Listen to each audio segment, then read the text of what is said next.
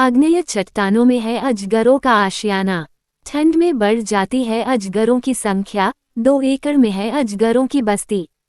Mandla one परिक्षेत्र अंजनिया अंतर्गत ग्राम बोकर और ककैया के बीच पहाड़ी जंगल के करीब 2 एकड़ इलाके में अजगरों की बस्ती है।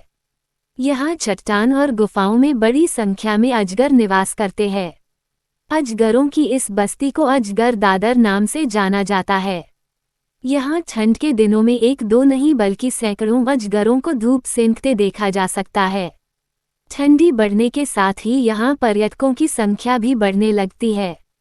बता दें कि ठंडी बढ़ने के साथ ही अजगरों की बस्ती अजगर दादर में पर्यटकों की संख्या में इजाफा होने लगता है। अजगर दादर में बड़ी संख्या में अजगरों के पाए जाने पर वन्यजीव विशेषज्ञों का कहना है कि कालांतर में गुफाओं के धंसने से नीचे जगह बन गई है, जो अजगरों के रहने के लिए माकूल और सुरक्षित स्थान है। यहाँ छिपकली, खरगोश, गिरगिट और चूहे भी अधिक संख्या में पाए जाते हैं, जिससे अजगरों को आसानी से भोजन मिल जाता है। ये अजगर आसपास के करीब 1 से 2 किलोमीटर के क्षेत्र में शिकार करते हैं। स्वभाव से सीधे और सरल होते हैं अजगर। नर, मादा और इनके बच्चों का ये तालमेल केवल इन्हीं दिनों देखने को मिलता है। जानकार बताते हैं कि स्वभाव से सीधा और सरल अजगर इंसानों को परेशान नहीं करता, वह जहरीला भी नहीं होता। इसकी मादा नर से बड़ी होती है। मादा का स्वभाव होता है कि वह अपने अंडों के पास उन 3 महीनों तक रहती है जब तक उसके बच्चे बड़े होकर आज़ाद जीवन जीने न लगे। रहते हैं आकर्षण का केंद्र। यहाँ अजगर और इंसानों के बीच अजीब सा रिश्ता है। ग्रामीण को अजगरों से खतरा महसूस नहीं होता और अजगरों को ग्रामीणों से। यही वजह है कि ग्रामीण उनकी सुरक्षा को लेकर बेहद सावधान रहते हैं। बताया जाता है कि अजगर कोल्ड ब्लडेड होते हैं। सर्दी के मौसम में अजगरों को सूर्य के प्रकाश की जरूरत होती है, परिणामस्वरूप वे बाहर निकलते हैं और ग्रामीणों के आकर्षण का केंद्र बन जाते हैं। जंगल और मैदान में अजगरों का बसेरा। बताया जाता है कि सन 1926 में आई बाढ़ के बाद यह इलाका पूरी तरह पोला हो गया, तो यहाँ चूहों, गिलहरियों आदि ने अपना बसेरा बना लिया। इसी पोले स्थान को अजगरों ने भी अपना आशियाना बना लिया और यह इलाका अजगर दादर कहलाने लगा। अजगरों की इस बस्ती को अजगर दादर के नाम से जाना जाता है क्योंकि इस जंगल और मैदान में अजगरों का बसेरा है। यहाँ बड़े शरीर वाला अजगर अपनी मस्तानी चाल से बेफिक्र चलकर धूप सेंकता है, तो अन्य अजगर चट्टानों के बीच सुरक्षात्मक तरीके से आराम फरमाते हैं। इन अजगरों में आसपास के ग्रामीणों की गहरी धार्मिक आस्था है। ये ग्रामीण वर्षों से विशेष पर्वों में इन अजगरों की पूजा पाठ करते चले आ रहे हैं। सुरक्षा के हो पुख्ता इंतजाम। जानकारी अनुसार अजगर दादर में ठंड के मौसम में प्रतिदिन सुबह 9 बजे से पर्यटकों का आना जाना लग जाता है। अवकाश के दिनों में पर्यटकों की संख्या ज्यादा होती है। अजगर दादर पहले से ही अजगर पाए जाने के लिए प्रसिद्ध है।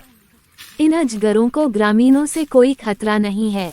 जीव रक्षा का महत्व समझते हुए ग्रामीण इस क्षेत्र में छेड़खानी नहीं करते और अजगरों को प्रकृति की गोद में रहने देते हैं।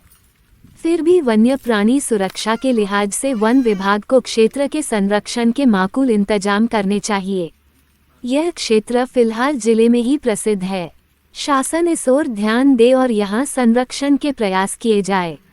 अजगरों की सुरक्षा को दृष्टिगत रखते हुए वन विभाग द्वारा 2 वन कर्मी को यहाँ तैनात किया गया है।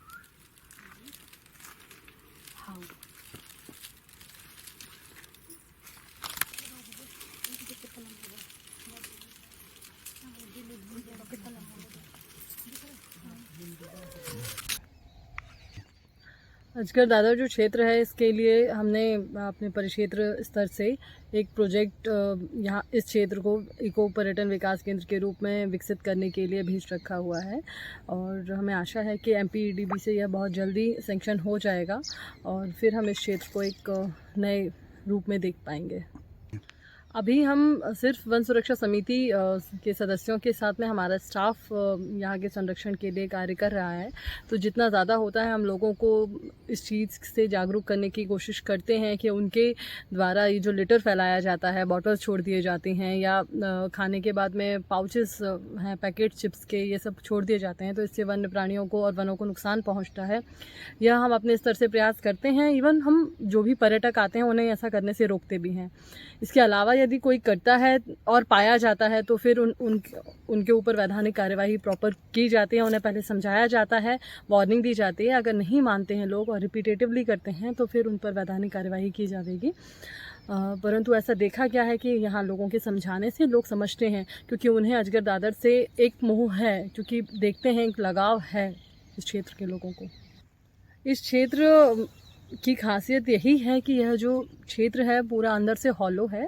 जो चट्टानें हैं यह अंदर से खोखली हैं, जिसमें प्राकृतिक आवास अजगरों का पाया जाता है।